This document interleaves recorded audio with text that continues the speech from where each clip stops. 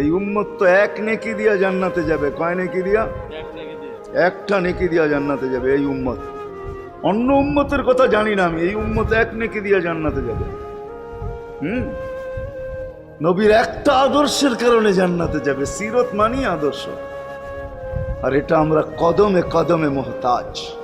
কেননা এই ছোট জীবনটা যদি গ্রহণযোগ্যতা পর্যন্ত পৌঁছাইতে হয় আল্লাহর কাছে, চাই নারী হই, চাই যুবক হই, চাই বৃদ্ধ হই, যেই মানুষই হই না কেন, যেখানেরই হই না কেন, যেই বাসারই হই না কেন, যেই বর্ণেরই হই না কেন, যেই পেশারই হই না কেন, যেই সোসাইটিরই হই না কেন, এই জীবনটাকে যদি গ্রহণযোগ্যতা পর্যন্ত পৌঁছাইতে হয় কার কাছে? দুনিয়াওয়ালাদের কাছে না, মালিকের কাছে, যিনি এক ফোঁটা পানির থেকে অস্তিত্ব দিছেন, যার কাছে আবার আমাদেরকে ফিরা যেতে হবে।